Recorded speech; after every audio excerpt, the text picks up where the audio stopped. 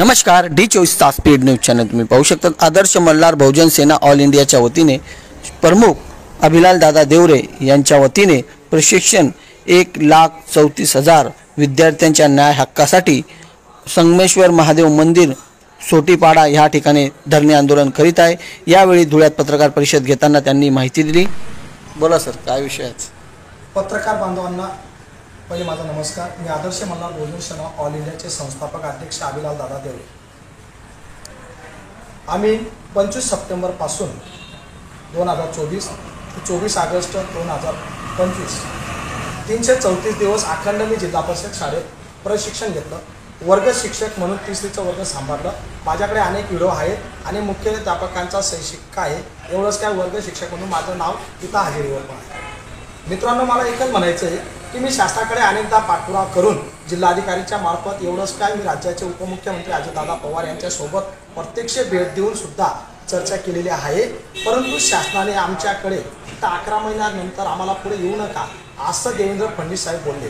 परंतु निवडणुकीच्या पार्श्वभूमीवर एकनाथ शिंदे साहेबांनी आम्हाला सांगितलं होतं तुम्हाला परमानंट करू। आम्हाला बँकेत सुद्धा त्यांनी मानधन दिलेलं आहे। दुसरी गोष्ट आम्हाला म्हणायचं असं आहे, देवेंद्र फडणवीस साहेबांनी सुद्धा चांगलं काम केलं तर तुम्हाला तिथंच परमानंट करू। त्यांनी दिलेला शब्द आणि मंगलप्रभात लोढा साहेबांनी सुद्धा परमानंट करण्याची भाषा केली होती। तो व्हिडिओ माझ्याकडे पुरावा म्हणून आहे। मला एकच म्हणायचं आहे, आपल्या राज्यामध्ये काँग्रेस शासनाने तर 12वी पदवीधर तरुणांना तांडावाडी वस्ती शाळेमध्ये प्रशिक्षण दिलं होतं। त्या लोकांना पोस्टाद्वारे त्यांनी परत शिक्षण देऊन त्यांना जिल्हा परिषद शाळेमध्ये त्यांना कायम केलं, त्यांना शिक्षक म्हणून रुजू केलं। त्याच प्रकारे आम्ही स्वतः जिल्हा परिषद शाळेत कामाला आहोत। आमचं 2 वर्ग चांगलं शिक्षण झालं आहे। मी पदवीधर आहोत। माझ्यासोबत DED माझ्या लाडक्या बहिणी लाडके भाऊ आहेत। मला शासनाला 1,34,000 तरुणांच्या वतीने एकच विनंती करायची आहे की शासनाने आम्हाला कामगार कायद्यामध्ये सुद्धा आम्ही बसतोय। कलम क्रमांक 14, 16, 19, 19 त्यानंतर 21, 21A, 23, 39 आणि 41 या कायद्याच्या आधारावर समान संधी समान अधिकार या आधारावर, एवढं नाही, बळजबरी मजुरी विरुद्ध बंदी या आधारावर शासनाने आम्हाला नोकरी द्यावी आणि त्यांनी दिलेल्या शब्दाच्या आधारावर वस्ती शाळेतल्या शिक्षकांच्या आधारावर आम्हाला नोकरी द्यावी।